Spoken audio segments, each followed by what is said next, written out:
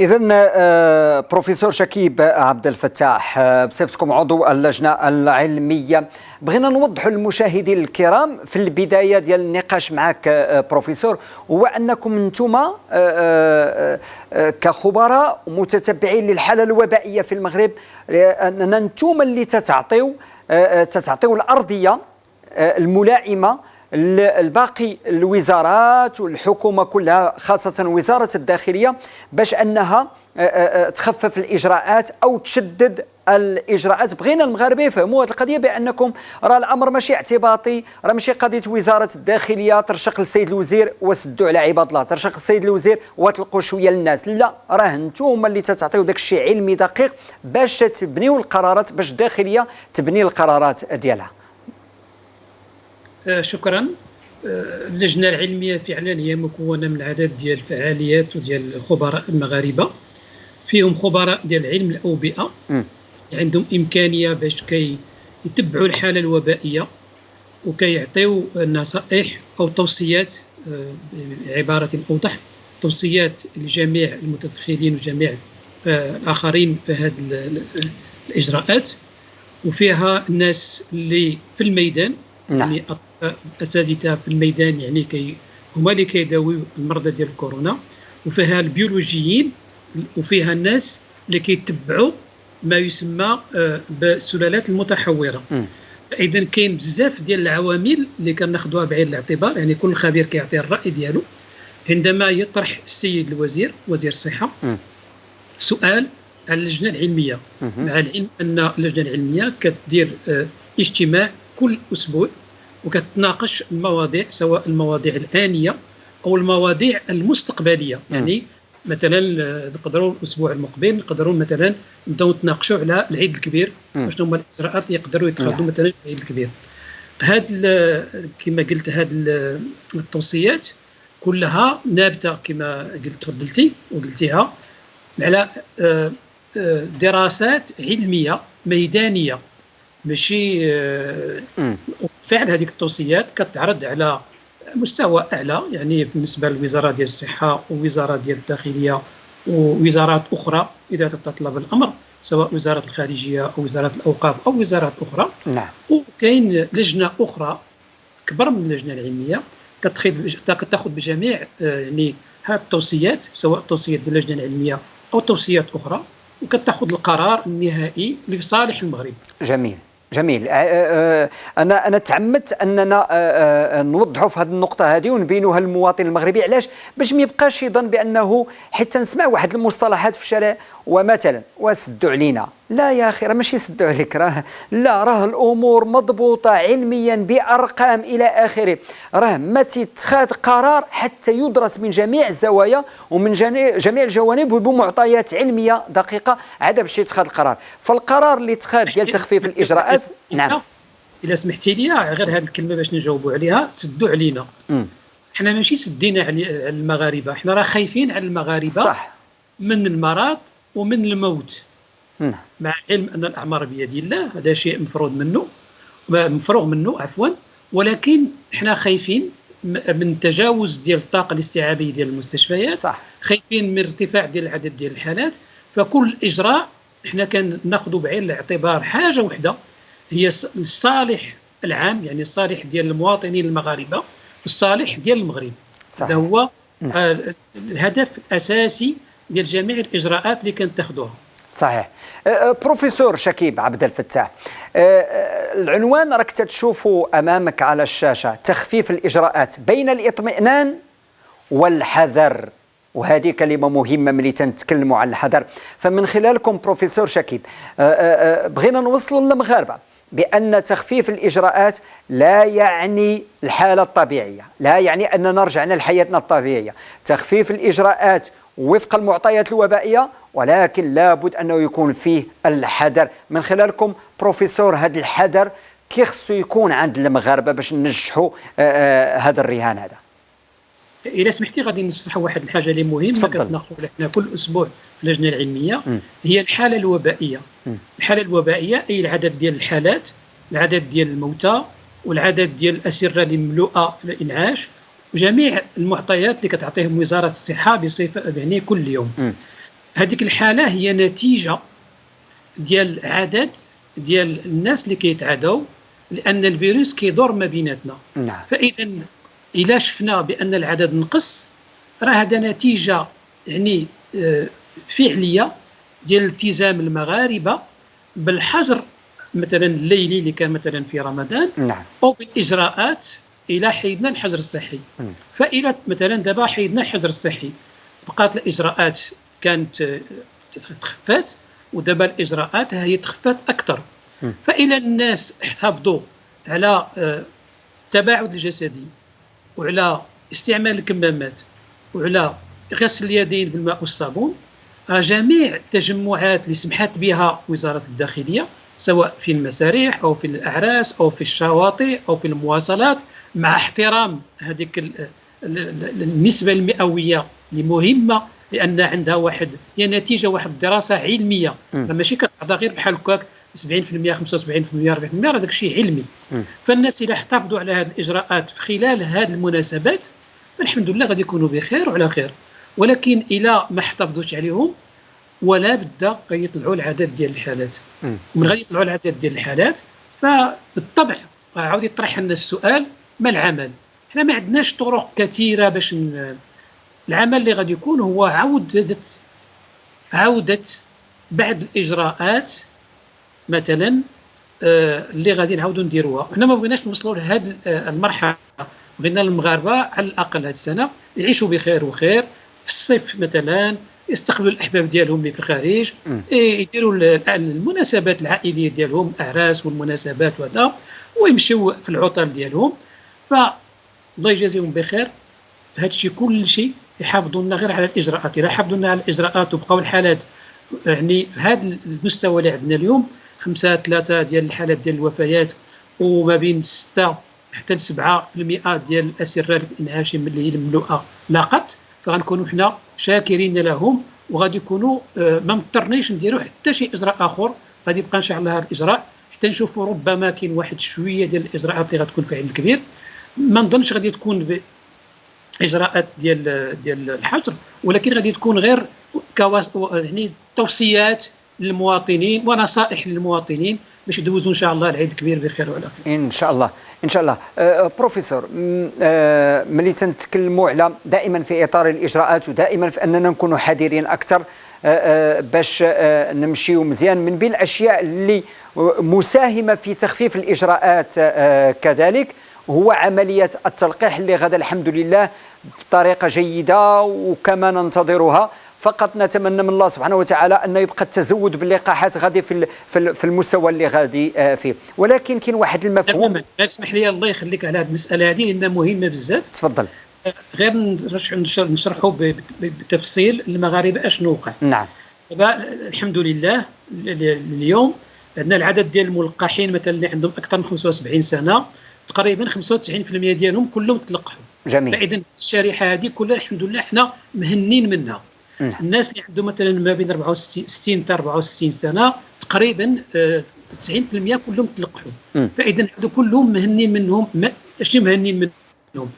واخا يديروا كورونا غيديروا واحد كورونا خفيفه، ولكن الناس اللي الشباب يعني عندهم اقل من 40 سنه راه ما محمييش، راهما دابا بدينا كنشوفوا حنا في اقسام الانعاش، وهذوك يقدروا يعاديوا ناس اخرين. نعم. فاذا النصائح اللي وجهتها دابا خاصك تحتفظ عليها اكثر ما بين هذا الشباب. علاش كنهضر على هذا الشيء؟ لان دابا حنا الشواطئ غادي تحال، المقاهي غادي تحال، وحنا كنعرفوا بان كل شيء هذه الفضاءات الترفيهيه كيكونوا فيها اكثر الشباب من الناس اللي لقحناهم وتهنينا من المسائل ديال بالنسبه للحالات الحرجه اللي عندهم. فاذا حنا كنقولوا لهم الله يجازيكم بخير، صبروا معنا غير هذا الصيف، احتفظوا على التباعد الجسدي، احتفظوا على استعمال الكمامات حتى في الاماكن العموميه، في الاعراس، في هذا ومن بعد ان شاء الله من غادي يتلقحوا جميع المغاربه وحنا غادي نتهناو بصفه نهائيه من هذا الوباء كما وقع في دول سواء في اسيا او في اوروبا. نعم. جميل. اذا الارقام اللي عطيتينا بروفيسور مطمئنه جدا الحمد لله، والعمليه ديال التلقيح باقه مستمره وتندعو الجميع انه ينخرط فيها. فقط بغيت نوضح على لسانك بروفيسور، هو انه كاين البعض اللي دار اللقاح وتيظن دار اللقاح بجوج اللقاحين الجرعتين بجوج، وتيظن بانه صافي راه ما كاينش مشكل ويحيد الكمامه وما كاين لا تباعد لا والو، تيظن بانه هو محمي من الفيروس، في حين انه ربما هو ممكن يعادي. بغينا نوضح هذه النقطه اكثر بروفيسور باش كل واحد ياخذ الاحتياطات ديالو. تماما، شكرا على هذا السؤال لانه مهم جدا. اولا ان اي انسان دار جوج ديال الجرعات من بعد 3 أسابيع من الجرعه الثانيه كيكون محمي من الحالات الحرجه، اما واخا دار الكورونا غيدير واحد الكورونا خفيفه وغادي يبرى منها. ولكن ما كاينش اللقاح، اي لقاح في العالم سواء اللي كاينين في المغرب او اللي كاينين في امريكا اوروبا اسيا، ما كاين حتى شي لقاح في العالم اللي كيحمي من العدوى، يعني باش تعادى من انسان اخر. هذا هو اللي مهم بزاف، يعني وقت الانسان خاصو باش ما يتعداش وباش ما يعاديش انسان اخر اللي باقي ما تلقحش، واخا داير اللقاح حنا كنأكدوا على انه خاصو يدير الكمامه في الاماكن اللي فيها الازدحام اولا، وثانيا يبقى التباعد الجسدي. التباعد الجسدي وحنا كنفضلوا يبقى التباعد الجسدي حتى داخل المنازل. داخل المنازل يبقى التباعد الجسدي اذا امكن، لان هذا شيء مهم وغادي يجنبنا كما قلنا سابقا ارتفاع ديال العدد ديال الحالات. نعم. بروفيسور، بغيت نسولك على الضمانات، لأنه الخوف أنه بعد تخفيف الإجراءات نخافوا يبداو يبانوا بؤر، تبان بؤر مثلا في عرس، تبان بؤرة في سينما، في شي حاجة بحال هكا مع تخفيف الإجراءات. شنو هي الضمانات ديال أننا يعني نسلكوا هذه المرحلة ديال تخفيف الإجراءات بخير؟ هذا الضمانة الوحيدة بعد الضمان ديال الله سبحانه وتعالى، الضمانة الوحيدة هي أن الناس يحتفظوا على الإجراءات باش يديروا الماسك ويديروا سورتو التباعد الجسدي. نعم. لأن كما قلت سواء إنسان ملقح أو غير ملقح يمكن يتعدى، ولا كان مثلا 4 ولا 5 ديال الناس يعني اللي عندهم الفيروس ودخلوا لواحد البلاصة اللي فيها اختلاط كبير ديال الناس، راه يمكن يعاديو ناس أخرين. هذا المشكل هذا حنا كيطرح لنا بجوج ديال الصياغ خلال اللجنه العلميه. الصيغه الاولى اللي كنخافوا منه هو هذا الشيء اللي قلتي دابا، واللي كنخافوا منه اكثر هو يكونوا هذوك الفيروسات باش تعادوا هاد الناس هادو اللي ما خدوش الاحتياط من المتحوره. ولا جاونا بؤر كثيره من السلالات المتحوره، هنا غادي نولي في مشكل اخر، لان تقدر الاجراءات ترجع ديال التشديد، لان ما يمكنش نخليو سلالات اللي خطيره يعني غادي تمشي في واحد المدينه او تمشي في واحد الجهه من الجهات ديال المغرب. خاص الناس ياخذوا الاحتياط بكثره، ولا سيما عند الناس مثلا اللي غادي يكونوا ما كيعرفوهمش، جاوا من اماكن بعيده مثلا من خارج المغرب، وان كان السلطات دابا دايره الاحتياط وغادي تطلب من الناس اللي غادي يجيو من خارج المغرب تكون عندهم لا PCR نيجاتيف، يكون عندهم تحليل نيجاتيف، ومن الافضل يكونوا ملقحين، ومع ذلك خاصهم يلتزموا بالاجراءات. وثانيا باش لا درنا التباعد الجسدي، واخا يكون معنا واحد الانسان عنده سلاله سواء عاديه او متحوره راه ما غاديش يقدر يعادينا. نعم، جميل جميل، الحمد لله. اذا كان غير تباعد الكمامه راه واخا السلاله المتحوره ما يعاديكش. اذا هي اجراءات مهمه بسيطه، 3 ديال الاجراءات: كمامه، تباعد، وتعقيم او تنظيف. مزيان. تماما. ويبقى واحد المشكل خاص، تفضل. هو الناس اللي كيمشيو للمساجد. نعم. المساجد في الصلاه ما كاين حتى شي مشكل، الا ان كنفضلوا حنا كنصحوا الناس باش يداو معاهم السجاده ديالهم، الزربيه الصغيره ديالهم يديوها معاهم وتكون ديالهم، ما يسلفوها حتى شي واحد. يجيبوها الدار ديالهم يغسلوها مره ينشروها في الشمس ويستعملوها.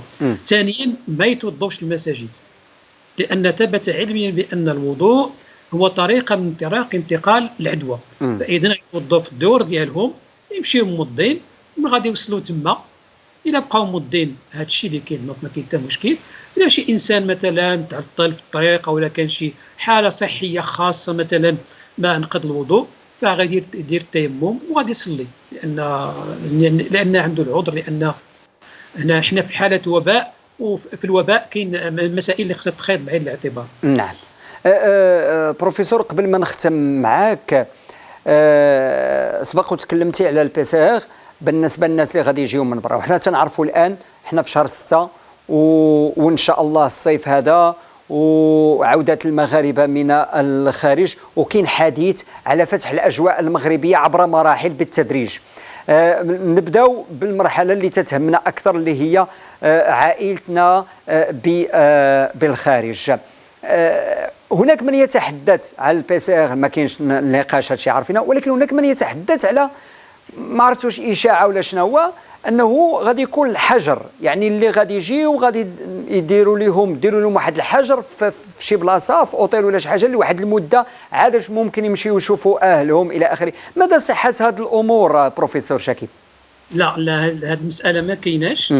اللي كاين هو غادي يكون عندهم لا بي سي ار نيجاتيف، غادي يجيو بتحليله نيجاتيف يعني اقل من 48 ساعه عفوا. من غادي يجيو للمغرب في الغالب هادشي حنا اللي وصينا به في اللجنه العلميه وكنظن غادي يطبق ان شاء الله. غادي دار لهم واحد التحليله مثلا في المطار، تحليله اضافيه. الناس اللي نيجاتيف غيدخلوا يمشيو عند الاحباب ديالهم، ما كاين حتى شي مشكل. الناس اللي لقيناهم بوزيتيف مثلا هادوك بالطبع، لان ما يمكنش نخليهم يعاديو ناس اخرين، هادوك هما اللي يقدر يكون عندهم واحد سواء الاستشفاء او الحجر الصحي او لا شي مساله بحال هذه. ولكن الناس اللي كانوا مثلا داروا التحليله قبل ما يخرجوا من البلد ديالهم فين كاين مستقرين وجاو ولقينا التحليله اللي درنا في المغرب مثلا نيجاتيف، يعني ما في سالبه ما فيها حتى شي حاجه، يدخلوا كما العاده عند احبابهم، ما كاين حتى شي مشكل. مع العلم خصنا نتاكدوا بان هذه الاجراءات غتكون في المطارات وغادي تكون حتى في الارض، يعني غتكون حتى في الحدود البريه، يعني في الباطو غادي تكون جميع النقاط اللي غيدخلوا منها الاخوان ديالنا والاحباب ديالنا المغاربه في الخارج. فغتكون هذه الاجراءات لحمايتهم اولا ولحمايه المواطنين ثانيا ولحمايه العمليه برمتها سواء في الدخول او في الرجوع.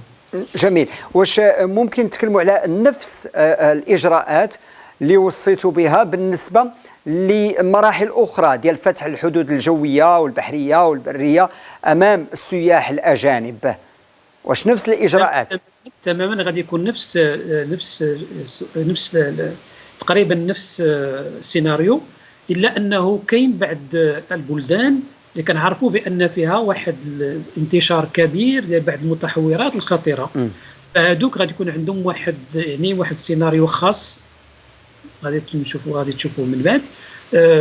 يعني الناس الاخرين مثلا اللي جايين من دوله مثلا ما بقاش عندها العدد ديال الحالات كثيره، او لا مثلا هذوك غادي يكونوا تماما بحال الناس المغاربه اللي كاينين في الخارج، غيديروا لا بي سي ار نيجاتيف وغادي يجيو يديروا التحليله غتلقاو نيجاتيف غيدخلوا، ما يكون حتى شي مشكل بالنسبه للحجر ولا شي حاجه. نعم.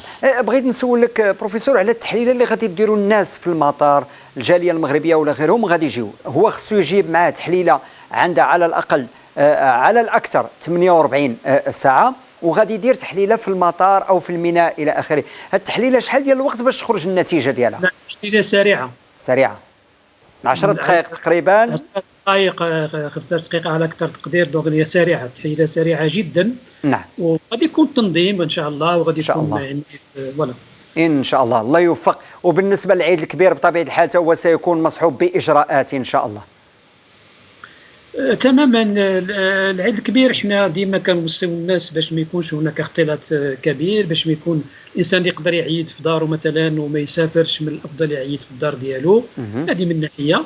ومن ناحيه اخرى الناس تحتفظ على بعضياتها ملي كيكونوا في اجتماع. كنعرفوا بان العيد الكبير واحد المناسبه يعني عظيمه من الناحيه الدينيه ومن الناحيه يعني النفسيه بالنسبه للعائله. كيكون هناك اختلاط كبير ديال الناس في خلال الاكل وخلال الشرب، يعني في جميع المراحل ديال العيد الكبير ولا في الذبح ولا هذا. خصهم غير يحتفظوا على ذاك التباعد الجسدي. واذا كان شي واحد مثلا عنده مرض مزمن ولا عنده مشكل صحي وباقي ما دارش اللقاح، من الافضل يدير الماسك. وهذا الشيء وان شاء الله غادي يكون خير ان شاء الله باذن الله. شكرا لك بروفيسور شكيب عبد الفتاح، شكرا جزيلا لك على كل هذه التوضيحات.